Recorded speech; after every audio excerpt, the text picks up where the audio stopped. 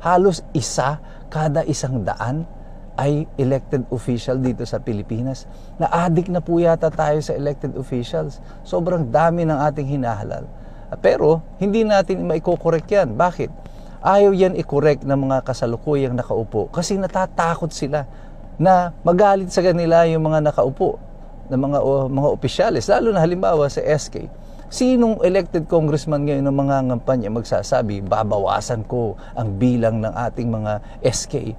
That's 336,000 na mga councilor at 42,000 na mga SK chairman na magagalit sa iyo sa buong Pilipinas at mga ngampanya laban sa iyo.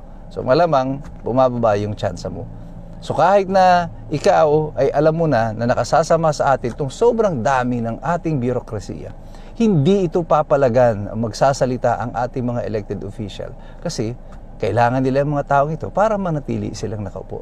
But it is not healthy for the government to be spending all of this money para sa paghahalal lamang ng ating mga elected officials. This is about 120 plus billion, almost 130 billion.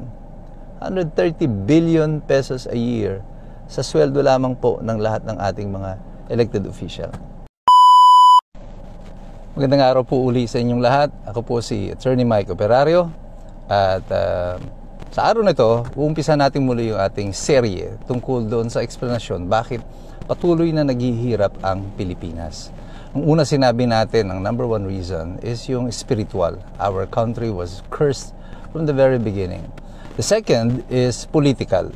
Sa politika po, marami pong aspeto ang politika. Ang pag-uusapan natin ngayon is our bureaucratic structure na nakadisenyo para pahirapan lalo ang taong bayan. Bakit ko po sinabi ito? Sa ating pong pinakahuling datos ukol sa bilang ng ating mga elected officials, sa kasalukuyan po meron tayong 772,709 elected officials. Meron tayong 336,360 na mga barangay councilors. At sa SK, ganoon din, 336,360 SK councilors. Meron tayong 42,045 na mga barangay chairman. At ganoon din ang bilang ng mga SK. Around 42,075 na mga SK. Bukod pa dyan, yung ating municipal councilors na 11,922, city councilors na 1,160, mga board members na mga 810, meron tayong mga municipal mayors na 1,489, 145 city mayors, at 81 governors in 81 provinces, mga 30 mga congressman, 24 na senador, vice-presidente at vice-president o presidente. Ang total po nga natin yan is around 772,709. At alam nyo ba na gumagastos ang ating pamahalaan ng around 13,716,593,694 pesos para lang paswelduhin ang lahat ng mga elected official na yan. At karamihan pa ng mga elected official na yan ay sila rin mga nagsisipagnakaw sa atin.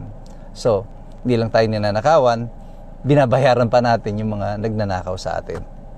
And here is the sad part about this. Alam niyo ba kung ilan ang ating mga sundalo? We only have 150,000 na mga regular members of the armed forces. Yung iba po dyan ay reservists lang. Ang police natin, meron tayong 228,000 police officers. Ibig sabihin, pagsamahin mo man ang ating mga sundalo at pulis, ay hindi pa sila aabot dun sa kalahati ng bilang ng mga elected na mga politiko natin. That means, kung meron tayong 110 million approximately ng mga Pilipino, meron tayong at least parang almost just 1% ng ating populasyon ay mga politiko. That means 1 in every 100 sa atin ay elected official at ginagastosan natin ang lahat ng ito. Would you imagine? Umagastos tayo ng 5,381,760,000 para sa mga SK ng mga councilors at around 756,810,000 para naman 810 million para naman sa mga SK chairman. Anong trabaho ng mga SK sa inyong mga barangay? Ano nga po ang ginagawa ng ating mga SK? Hindi naman po sa pagmemenos sa kakayanan ng mga SK, pero may mga kamag-anak din po ko na ngayon ay nasa Sangguniang Kabataan, ay either as councilor or as a chairman. Pero ang ginagawa lamang po ng trabaho nila lagi ay yung paliga. Every year, sa paliga sa barangay, ang in charge dyan is SK. Honestly, kailangan ba natin magbayad ng 5 bilyon buwan-buwan para lamang magpaliga tayo sa barangay kada summer? Kung ako po ay mayroong pera na ganyan 5 bilyon at para sa sports, ay ibibigay ko na lang yan diretso sa mga sports development programs. Kung meron tayong 5 billion a month, ay siguro napakalakas ng ating Gilas Pilipinas o yung ating national volleyball or track and field team. Bakit hindi natin ibuhos doon yung mga salapi na para dyan? Imbes kumukuha tayo ng mga dagdag na mga maglilingkod sa atin. Halos isa kada 100 ay elected official dito sa Pilipinas. Na-addict na po yata tayo sa elected officials. Sobrang dami ng ating hinahalal. Pero hindi natin maikokorek yan. Bakit? Ayaw yan i-correct ng mga kasalukuyang nakaupo kasi natatakot sila na magalit sa kanila yung mga nakaupo na mga opisyalis, lalo na halimbawa sa SK. Sinong elected congressman ngayon ng mga ngampanya magsasabi, babawasan ko ang bilang ng ating mga SK? That's 336,000 na mga councilor at 42,000 na mga SK chairman na magagalit sa iyo sa buong Pilipinas at mga ngampanya laban sa iyo. So malamang bumababa yung tsansa mo. So kahit na ikaw ay alam mo na nakasasama sa atin itong sobrang dami ng ating birokrasiya, hindi ito papalagan magsasalita ang ating mga elected official kasi kailangan nila ang mga taong ito para manatili silang nakaupo. But it is not healthy for the government to be spending all of this money para sa paghahalal lamang ng ating mga elected officials. This is about 120 plus billion, almost 130 billion. 130 billion pesos a year sa sweldo lamang po ng lahat ng ating mga elected official. Hindi pa po binibilang dyan yung mga ninanakaw sa atin. So, ibig sabihin nito, sa struktura pa lang ng ating pamahalaan, hindi talaga tayo uunlad kasi ang dami nating sinasayang na mga pera. Ang daming mga posisyon sa gobyerno hindi dapat na naandyan. Halimbawa, kailangan pa ba natin ng municipal councilors? Meron naman kayong mga barangay chairman. Dapat yan, ang mga barangay chairman, automatic na umuupo sa council. Hindi na rin natin kailangan ng sangguniang panlalawigan dahil meron tayong mayor o vice mayor.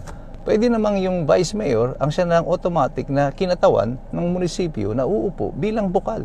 Hindi na kailangan mag-elect pa ng hiwalay ng mga bukal. Sobrang dami nating legislative bodies. Meron kang barangay, meron kang munisipyo, meron kang probinsya, at meron ka pang national. At lahat ng ito, supposedly, ang trabaho ay gumawa ng batas. Ilang body, ilang kinatawan ang kailangan natin para gumawa ng mga simpleng batas para sa Pilipinas. That is why, you see, structurally, our government is really designed to fail. It is not efficient. It is not cost-effective. Nag-i-increase ang bureaucracy, red tape, at pag-aabuso sa kapangyarihan. Huwag niyo po ako basta paniwalaan dito sa sinasabi ko nito. These are data that are available to you sa internet. You can Google it, you can search it, and you will figure out, tama ako, that there is something wrong with our structure of government. We need to spend less for our elected officials and spend more in services at yung mga bagay na kapakipakinabang sa ating mga mamamayan. At kagaya ko po, pwede rin po kayo magsaliksik. Sapagkat, kagaya ng sinasabi ko, mahirap makialam ang taong walang alam. God bless you, God bless us all, at mabuhay ang Republika ng Pilipinas.